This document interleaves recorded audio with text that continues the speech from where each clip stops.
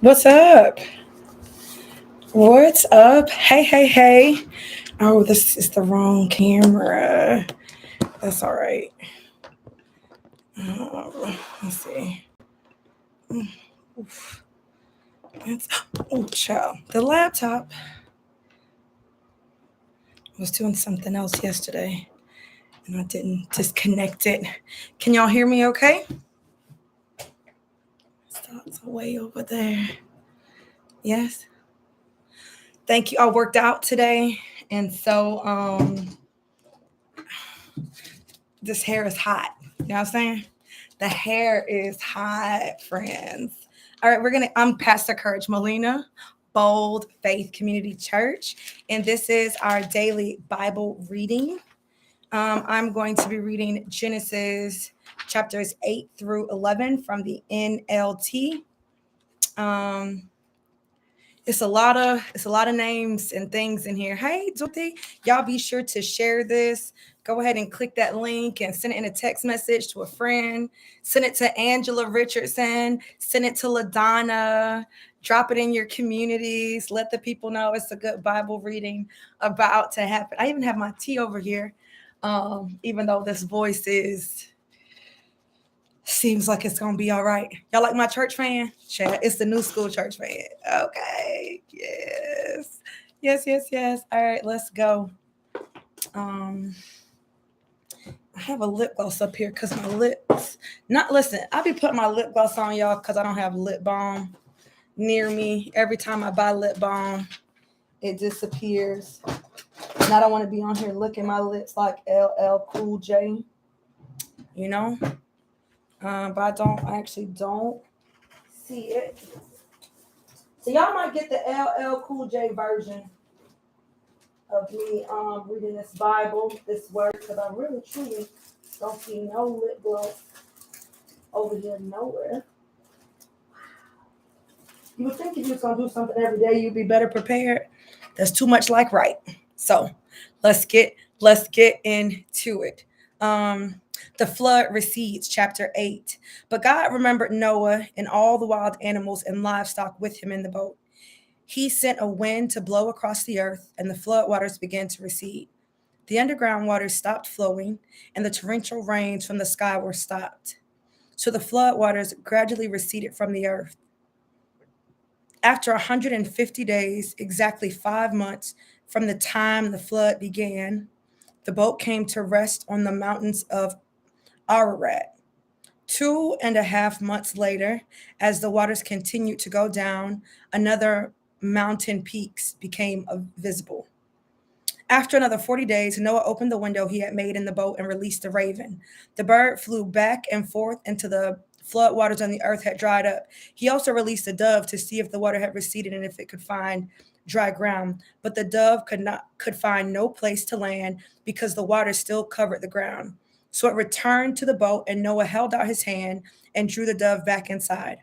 After waiting another 7 days, Noah released the dove again. This time, the dove returned to him in the evening with a fresh olive leaf in its beak. Progress. Then Noah knew that the flood waters were almost gone. He waited another 7 days and then released the dove again. This time, it did not come back. Noah was now 601 years old. On the first day of the new year, 10.5 months after the flood began, the flood waters had almost dried up from the earth. Noah lifted back the covering of the boat and saw that the surface of the ground was drying. 2 more months went by, and at last the earth was dry. 2 more months went by. I'm going to keep reading. I'm going to come back. 2 more months went by, and at last the earth was dry. Then God said to Noah, "Leave the boat, all of you, you and your wife and your sons and their wives. Release all the animals and the birds, the livestock, and the small animals that scurry along the ground so they can be fruitful and multiply throughout the earth." So Noah, his wife, and his sons and their wives left the boat, and all of the large and small animals and birds came out of the boat, pair by pair. Then Noah built an altar to the Lord, and there he sacrificed as burnt offerings the animals and birds that had been approved for that purpose.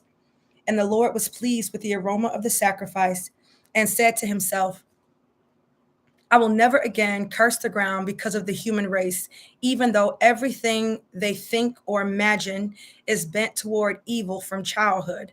I will never again destroy all living things. As long as the earth remains, there will be planting and harvest, cold and heat, summer and winter, day and night. Okay, so the flood, chapter 8, right? The flood waters recede, which I think is great.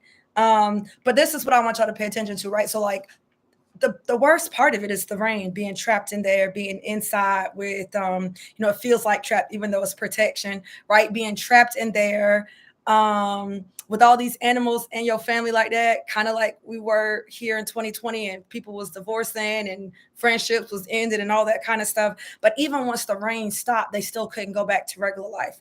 It's like the worst of it was over. The worst of it was over, but they still couldn't move forward. And sometimes we think that when the worst of it is over, like, okay, I was unemployed, now I have a job. Okay, I was sick, but now I've had the surgery. Okay, I was single, but now I'm engaged. Okay, I was like, we think these things and we just imagine that when the rain stops, the sun is immediately going to shine and we're going to be able to walk out into this goodness and this grace, this goodness and this greatness of God. But we can see here that they were still in this in between. They were still in the middle. And sometimes we will give up. We will stop trusting God because we are in the middle. If Noah had stopped trusting God in the middle, like, okay, he said it was going to rain, it rained, but he ain't tell me about this part. How many of you ready to quit because the Lord didn't tell you about this part? You knew it was going to be this. I knew it was going to be difficult. I knew it was going to be hard. I knew it was going to require some work, but you didn't tell me about this part. And so now that you're in this part, you are questioning God, and now you're getting ready to get out the boat and drown. Now, God provided for you. He made a way. He kept you. He has made you a promise. He put you on that boat for a reason. He's going to sustain you through it. But because he didn't tell you about this part, because you didn't expect this part, I wonder if Noah thought that it would stop raining and then it would just go back to dry land. Like, how long did he think the flood waters would last? I wonder if he realized the flood waters would last for as long as it did. And the flood waters covered the earth for 150 days, 5 months. The flood waters covered the earth for longer than it rained. Y'all with me? Is okay? I gotta read. I ain't got time. Just things that make you go, Chapter 9. Then God blessed Noah and his sons and told them, be fruitful and multiply. Fill the earth, all the animals of the earth, all the birds of the sky, all the small animals that scurry along the ground, and all the fish in the sea will look on you with fear and terror. I have placed them in your power. I have given them to you for food, just as I have given you grain and vegetables. But you must never eat any meat that still has the lifeblood in it. And I will require the blood of anyone who takes another person's life. If a wild animal kills a person, it must die. And anyone who murders a fellow human must die. If anyone takes a human life, that person's life will also be taken by human hands. For God made human beings in his own image. Now be fruitful and multiply and repopulate the earth. Then God told Noah and his sons, I hereby confirm my covenant with you and your descendants, and with all the animals that were on the boat with you, the birds, the livestock, and all the wild animals, every living creature on earth. Yes, I'm confirming my covenant with you. Never again will floodwaters kill all living creatures. Never again will a flood destroy the earth. Then God said, I'm giving you a sign of my covenant with you and with all living creatures for all generations to come. I have placed my rainbow in the clouds. It is the sign of my covenant with you and with all the earth. When I send clouds over the earth, the rainbow will appear in the clouds, and I will remember my covenant with you and with all living creatures. Never again will the flood waters destroy all life. When I see the rainbow in the clouds, I will remember the eternal covenant between God and every living creature on earth. Then God said to Noah, yes, this rainbow is the sign of the covenant I'm confirming with all the creatures on earth. Listen. You got to read the Bible. Like, just because you read it one time, that's not enough. Go ahead and like this video. If you haven't liked the video, like the video. If you haven't shared the video, share the video. If you have not subscribed to the YouTube channel, subscribe to the YouTube channel. It is so important for us to read and study as a lifestyle. This is a lifestyle. That's why I'm like, it's not enough for you to be like, oh, well, I did that program for 12 weeks or I read, and it's not enough to read. We have to also study. The reason I struggle to just read and not talk to y'all, because there are so many things from every single verse that I just am like, wow. Another thing is the more that you do this, the more that you read, the more that you familiarize yourself with it. It's not like, oh, I read through the Bible one time and that's it. No, what is your faith and your spiritual plan? What is the plan to grow your faith? You are not reading your Bible every day. You don't have a plan. You just like reading whatever. You're not studying. You haven't decided on what you're going to study. And the reason I say that is because I've taught this a bunch of times. It is a part of courageous discipleship. It's also the reason, those of you who have come through courageous discipleship, y'all be feeling some type of way. It is also the reason that I have to go back and change the content and update the content, because every single time I go through it, God shows me something new. He showed me something new right this second. I'm about to tell y'all. So we did this thing on promises, the promises of God.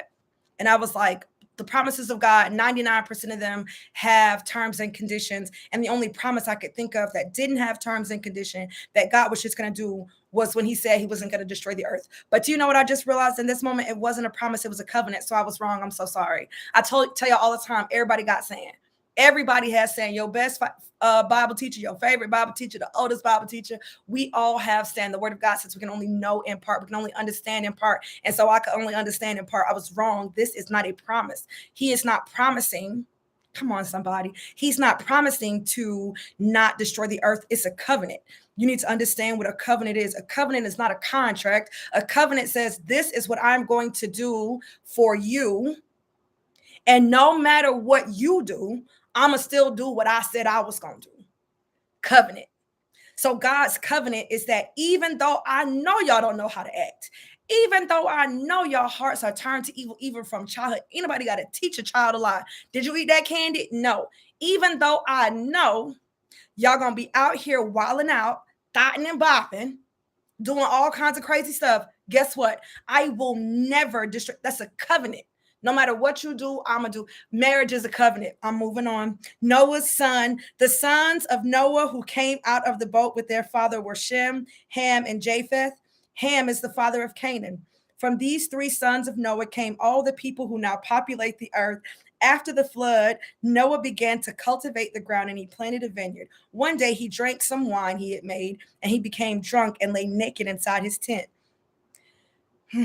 Keep going. Ham, the father of Canaan, saw that his father was naked and went outside and told his brothers. Then Shem and Japheth took a robe, held it over their shoulders, and backed into the tent to cover their father.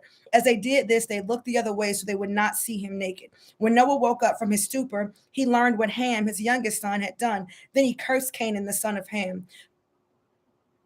May Canaan be cursed. May he be the lowest of servants to his relatives. Then Noah said, may the Lord, the God of Shem, be blessed, and may Canaan be his servant. May God expand the territory of Japheth. May Japheth share the prosperity of Shem, and may Canaan be his servant. Noah lived another 350 years after the great flood. He lived 950 years, and then he died. Don't judge Noah because he was drunk. He was on the boat for all of those days. He made the boat. He was on the boat. And you understand, like when it started raining, people did not die right away. They didn't die on the first day. Like who knows how long it took. I don't know if you've ever seen a flood or been in a flood, but I just, my family was just in a hurricane, and Ian hit my family down in New Smyrna Beach. And there are pictures that they sent me of my grandmother's house and outside my grandma's house and my auntie's house. And they were telling me about how they could see the water coming in and how afraid they were. Can you imagine being on the boat and your cousin and your auntie and your best friend from, you know, high school didn't make it in because everybody died? You think that because they were all evil. You don't have nobody in your family that sell drugs, that then killed somebody, that then did something they ain't got no business doing, that's lazy, that's got 5 baby mamas, 5 baby daddies, that's drunk, that's on drugs. You ain't got nobody in your family like that you still love. And you be telling them, okay, that might be so, but that's my brother and blood is sticking in mud. So don't say nothing about mine. Okay. You don't have anybody in your family that's not living righteous, but you still love them. You love them. And if there was a great flood and you were on a boat and you couldn't open the door and they were banging on the door, I think that if you survive something like that, you might be drunk. And I say that to say we cannot be so judgmental about why people turn to things like alcohol and become alcoholics, or why people turn to things like drugs and then they get get hooked on, these drugs and they struggle with addiction. Ain't nobody just out here throwing their life away for nothing. We don't know what people have been through. And maybe the people that are going through something, maybe the mama whose son killed somebody, he deserved to go to jail because he killed them. And so he shouldn't have killed the people, but that's still her son. She still carried him in her womb. You understand what I'm saying? Like, I understand no with the drinking. I'm not saying it's okay, but I'm just saying this right here is, proof that even when God has chosen you for something great, sometimes it can seem like it's too much. And if we don't hold on to God, we can turn and start holding on to something else. Chapter 10, this is the account of the families of Shem, Ham, and Japheth, the three sons of Noah. Many children were born to them after the great flood. Descendants of Japheth. The descendants of Japheth were Gomer, Magog, Madai, Javan, Tubal, Meshach, and Tiras. The descendants of Gomer were Ashkenaz, Riphath, and Togarmah. The descendants of Javan were Elisha, Tarshish, Kittim, and Rodanim. The descendants became the seafaring peoples that spread out to various lands, each identified by its own language, clan, and national identity. Each identified by its own language, clan, and national identity. I'm going to keep going. The descendants of Ham were Cush, Mizraim, Put, Canaan. The descendants of Cush were Seba, Havilah, Sabbath, Rama, and Sabteka. The descendants of Rama were Sheba and Dedan. Cush was also the ancestor of Nimrod, who was the first heroic warrior on earth. Since he was the greatest hunter in the world, his name became proverbial. People would say, this man is like Nimrod, the greatest hunter in the world. He built his kingdom in the land of Babylonia with the cities of Babylon, Erech, Akkad, and Calneh. From there, he expanded his territory to Assyria, building the cities of Nineveh, Rehoboth, Calah, and Rezin, the great city located between Nineveh and Calah. Mizraim was the ancestors of the Ludites, Anamites, Lehabites, Naphtuhites, Pathrishites, Caslahites, and the Caphtorites, from whom the Philistines came. Canaan's oldest son was Sidon, the ancestors of the Sidonians. Canaan was also the ancestor of the Hittites, Jebusites, Amorites, Girgashites, Hivitites, Archites, Senanites, Arvadites, Zemarites, and Hamathites. The Canaanite clans eventually spread out, and the territory of Canaan extended from Sidon in the north to Gerar and Gaza in the south, east as far as Sodom, Gomorrah, Admah, and Zeboam near Lasha. These were the descendants of Ham, identified by clan, language, territory, and national identity.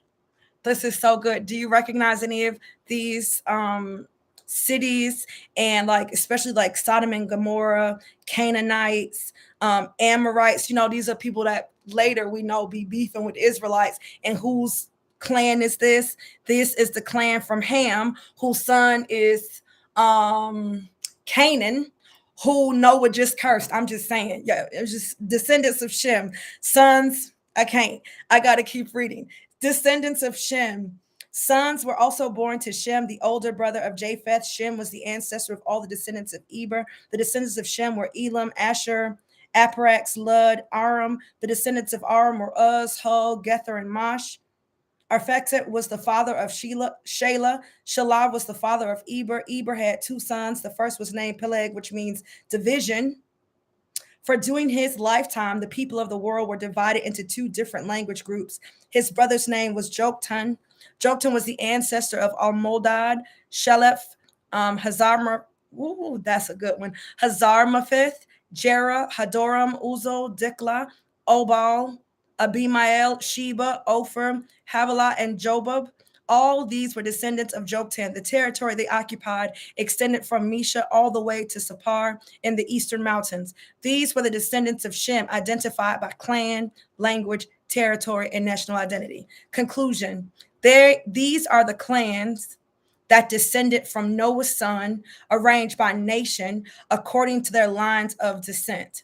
All the nations of the earth descended from these clans after the great flood. Why do we care? I'm going to say this to you again. This is not written to you. It was written to the children of Israel. These were the children who were in Egypt for 400 years. Moses, by the Spirit of God, is writing this account, this historical account, which happened hundreds and hundreds and hundreds of years before he was even born. And so these people, right, who might be separated from their heritage, kind of like us, you know what I'm saying? African Americans, shout out to us, that are separated from their heritage. Moses is showing their descendants and their family line, their lineage. Why? Because once we get past this part, you have to remember this is not a diary. It wasn't written in the, it's not like, oh, let me tell you what happened today.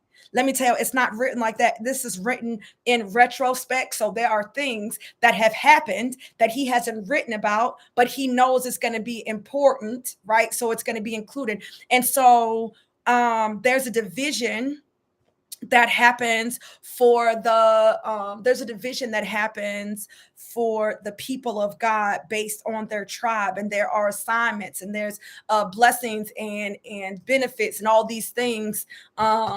Something, there's another word I can't think of, but there are things that are handed down to them based on their clan. So I need to know where I came from. I want to understand. It also explains why, where some of these beefs come from. All right, y'all still with me? All right, let's get to chapter 11, our last chapter. We're doing good on time. The Tower of Babel. At one time, all the people of the world spoke the same language. It's funny how they say they were divided by different language groups, right? So if you read the Bible like it's a novel, it's not a novel. If you read the Bible like it's a novel, it's not a novel. Then it is easy for you to get confused. One of the things I think is great is if you take some time to read, then after you're done reading, because it really is only like 15, 20 minutes. If I wasn't stopping to talk to y'all, we could probably get it read in about 15 minutes. After I'm done with that 15 minutes, I can go back and kind of put some charts.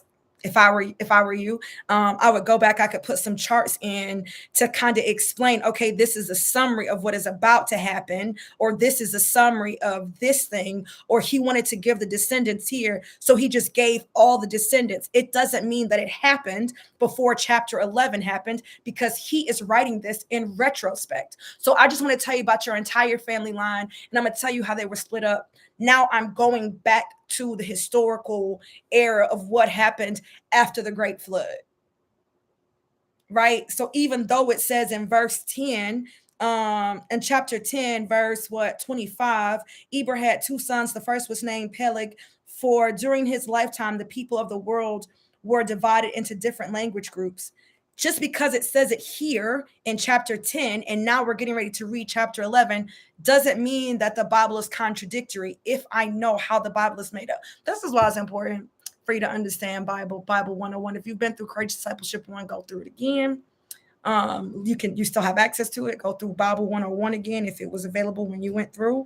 If you haven't gone through Courageous Discipleship, you should definitely come through Courageous Discipleship 1. You can go to CourageMolinaUniversity.com, because those first 4 weeks, we are not learning from the Bible. We are learning about the Bible. We are learning effective reading strategies, how to read effectively, not even study, just read effectively.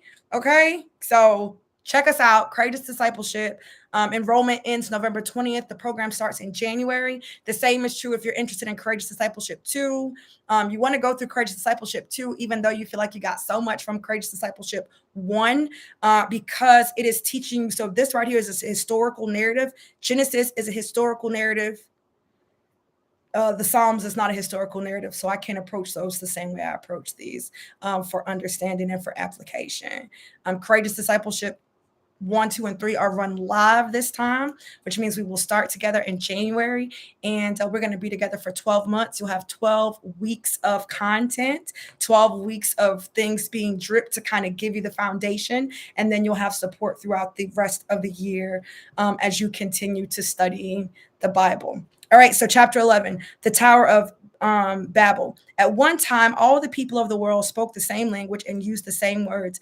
As the people migrated to the east, they found a plain in the land of Babylonia and settled there. They began saying to each other, "Let's make bricks and harden them with fire." In this region, bricks were used instead of stone, and tar was used for mortar.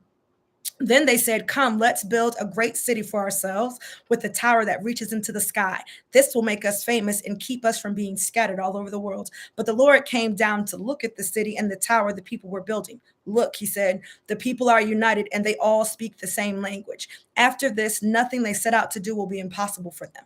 Come, let's go down and confuse the people with different languages. Then they won't be able to understand each other. And that way, the Lord scattered them all over the world and they stopped building the city. That is why the city was called Babel, because that is where the Lord confused the people with different languages. And this way, he scattered them all over the world. I got to keep reading.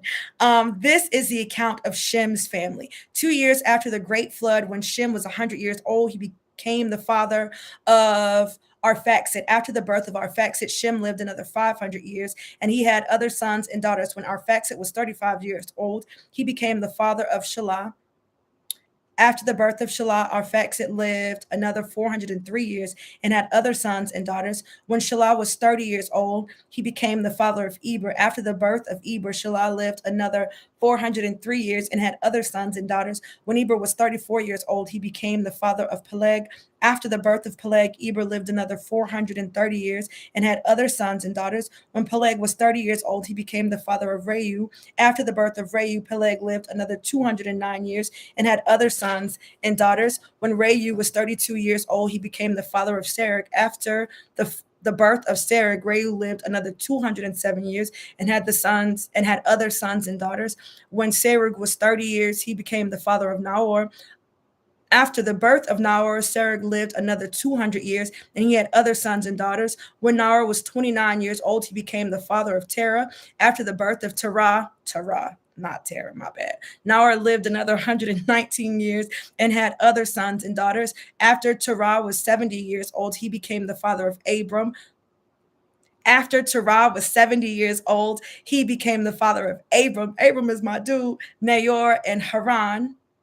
The family of Terah. This is the account of Terah's family. Terah was the father of Abram, Nahor, and Haran was the father of Lot. But Haran died in Ur of the Chaldeans in the land of his birth while his father Terah was still living. Meanwhile, Abram and Nahor both married. The name of Abram's wife was Sarai, and the name of Nahor's wife was Milcah. Milcah and her sister Iscah were daughters of Nahor's brother Haran, but Sarai was unable to become pregnant and had no children. One day, Terah took his son Abram, his daughter-in-law Sarah, his son Abram's wife, and his grandson Lot, his son Haran's child, and moved away from Ur of the Chaldeans. He was headed for the land of Canaan, but they stopped at Haran and settled there. Terah lived for 205 years and died while still in Haran. That's it. Chapter 11 is done. So I've been thinking, what are we going to do about Saturday and Sunday? I know I'm not reading on Saturday. I know I'm not reading on Sunday on this camera like this. So I'm going to read the next section later today. I think I would like to do do 2 readings on Friday and 2 readings on Monday to make up for not reading on Saturday and Sunday so that we can get through the Bible in a year. I think that's how I'm going to do it. So I'm going to read later today. Doesn't mean I'm going to read this evening. It just means later. That's why I need to turn your notifications on. And I'll let y'all know what time. I don't actually know what time. Probably I feel like it's Friday. It's Friday. Let me not start. And I think maybe 4 or 5 might be good. But maybe even earlier because it's Friday. You feel me? I'll let y'all know early on, though. I'll kind of decide early and just see what it looks like. But I hope this has blessed you. This Bible reading is just enough to wet your whistle and get you excited about being in the Word of God. It is so exciting to me. I'm already oh my gosh, there's a connection that I made. So let me just make this connection for y'all. Maybe y'all didn't get it. So Noah's son, the bad one that saw him naked. I don't even remember which one that was. That one who had Canaan. So Noah's grandson, Canaan, was the father of the Canaanites. This is the one that he cursed. And if you know what's going to happen next, then you know that God is going to tell Abram, come and go to this land that I'm going to show you. And the land that he's going to give them is the land of the Canaanites. That's so crazy. You know what I'm saying? That's so crazy. So Earlier, please. We'll see. We'll see what time it happens. I hope this has blessed you. Share this with a friend. Just be like, girl, this is so good. Just listen to her read the Bible. Invite a friend to come over and listen to it with you. Send this. If you haven't subscribed to the YouTube channel, please subscribe to the YouTube channel. If you haven't liked this video, like this video, drop a comment. Let me know how much you're enjoying this. These are all the things that have to happen so that YouTube knows, like, oh my gosh, this is great content. I should be showing this to somebody else. They don't know they should be showing it to somebody else because y'all not telling them it's good. You tell YouTube it's good by clicking the like button, by making sure that you're subscribed, and by sharing the content.